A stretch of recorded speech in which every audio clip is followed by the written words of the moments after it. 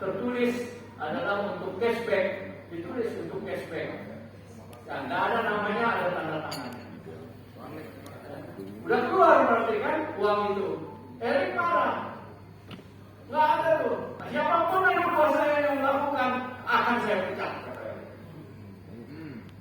Diusutlah anak buahnya. Nggak ada. Kemana uang itu?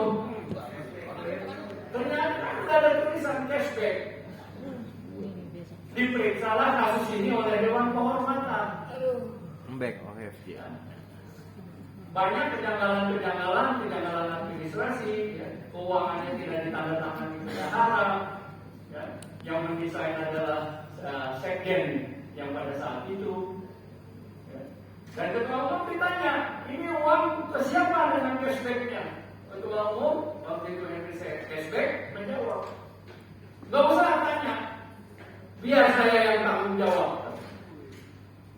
Loh, ini kan bukan siapa-siapa, kita juga, bukan kita tahu, kita bisa lindungi juga. Enggak, saya yang tanggung jawab. Saya nggak bisa kasih tahu. Wah, gitu udah. Keluarlah keputusan Dewan Pers. Nah, yang pertama yaitu memindahkan 3, yaitu sekjen, kemudian ada wakil bendahara, dan ada 1 bidang aset. Diperingatkan keras dan dipindahkan pada posisinya, termasuk peringatan keras kepada ketua umum. Ini jangan salah ya, adik-adik. Kalau di dalam organisasi PWI, ya, berlakunya perangkat-perangkat ini adalah untuk menegakkan organisasi, tidak terkait dengan pribadi. Ya. Waktu itu, misalnya saya kasih contoh, ketua Dewan Kehormatannya adalah Bung Ilham, ketua umumnya Bung Atal, diperingatkan oleh Ilham. Tapi tidak ada permusuhan di antara mereka.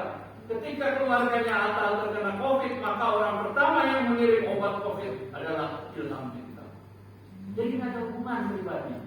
Ketika Atal mengawinkan, Ilham Bintang dan lain-lain diminta ke depan foto bersama yang pertama. Jadi tidak ada kaitannya dengan sentimen pribadi. Tapi bagaimana menegakkan organisasi, termasuk dalam hal ini. Nah, kemudian ini berlarut-larut. Kenapa? Wakil sekjennya membantah, ya, menuduh Dewan Kehormatan, bahkan kemudian menggugat Dewan Kehormatan. Nah, ini kan sesuatu yang menurut kita tidak benar. Kita sudah memprotek organisasi PWI supaya tidak ada dari luar yang berpengaruh yang bisa mengintervensi. Ini mengajak orang luar untuk intervensi, menilai Dewan Kehormatan. Berlarut-larut lama. Kemudian saya panggil namanya Henry Sehabangun, Henry Cashback, dan Sasongko. Personnya. Henry kalau nggak salah lagi di selatan atau di mana. Saya bilang Rino pulang sekarang. Lalu cari pesawat terakhir. Kalau nggak ada ongkos, gue yang ongkosin. Pulang. Sasongko Dewan Kehormatan, saya juga minta datang. Saya temukanlah di Pondok Indah Mall 3. Ayo kita makan makanan Jepang. Saya tanya sama Sasongko, apa yang Anda kehendaki sebagai ketua Dewan Kehormatan? Ya dijalankan aja keputusan ini. Oke? Bung Henry, gimana? Anda mau jalankan nggak keputusan ini? Dia berpikir, oke. Lu jangan oke. Iya. Walaupun saya berat. Kenapa berat? Pertama mengenai sekjennya Iskandar, karena itu spontan saya. Yang kedua sebenarnya ini curhat dia waktu itu. Saya itu udah capek. Kenapa? Di masjid saya ditanya, di mana-mana ditanya, gimana ini? Saya mau cepat mengakhiri itu. Oke, kalau begitu kalian besok bikin konferensi pers ya. Saya nggak usah ikut, karena saya supaya orang tahu bahwa itu itikat dari kalian. Waktu itu Sasongko nggak bisa.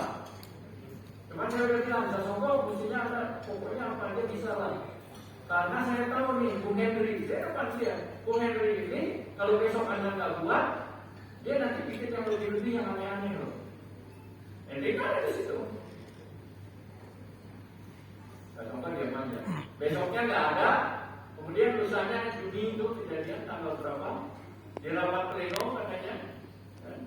Rapat pleno Henry mengatakan menerima keputusan Dewan Kehormatan. Tetapi dia tambahkan, dia memecat, mengganti banyak personil Dewan Kehormatan. Sekretarisnya dia ganti dan macam-macam. Ya, dia ganti. Loh, apakah bisa eksekutif memecat, mengganti yudikatif? Nggak bisa filosofinya. Tapi itulah yang dilakukan oleh Henry Kesbek. Nah, Dewan Kehormatan ya, menganggap ini adalah perlawanan, ini adalah ketidakpatuhan. Maka oleh Dewan Kehormatan Henry Sihambangun dipecat. Bukan dipecat sebagai ketua umum, tapi dipecat sebagai anggota PWI. Nah, keputusan Dewan Kehormatan diperkuat dulu di pleno PWI.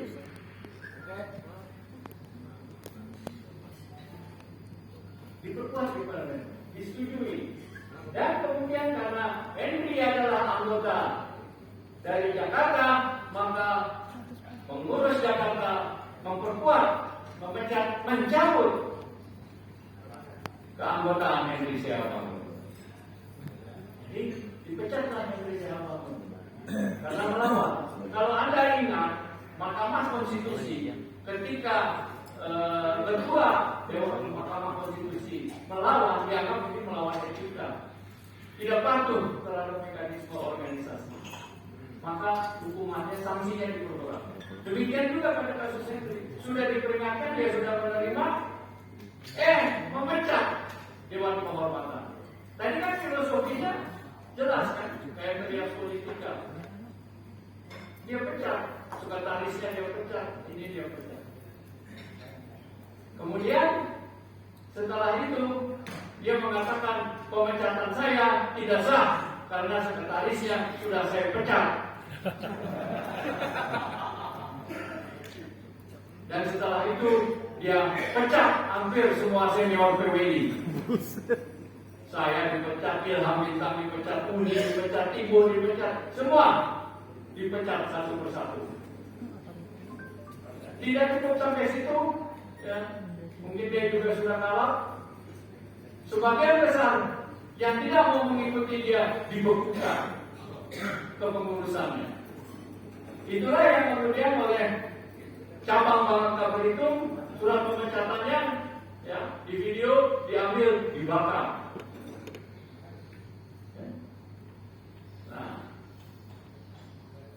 sekarang dia hanya satu. Wah, saya kan terdaftar di AHU. AHU itu administrasi hukum umum yang ada di Kementerian Kumham. Nah, di AHU itu ya, memang ada nama Henry, ya, ada nama sekretarisnya Syahid, tapi ada juga nama Sasongko. Jadi dia nggak bisa menteri. Dan kita sudah minta kepada Kumham supaya itu diblokir. Nah, yang diblokir inilah yang oleh mereka selalu dibangga-banggakan bahwa ini kita AHU. Padahal itu kata orang Betawi bilang tipu-tipu kampung. Nah, ada. Jadi mereka selalu bergila. Dan karena nggak ada orang senior, nggak ada yang tahu, akhirnya dia mengundang siapa?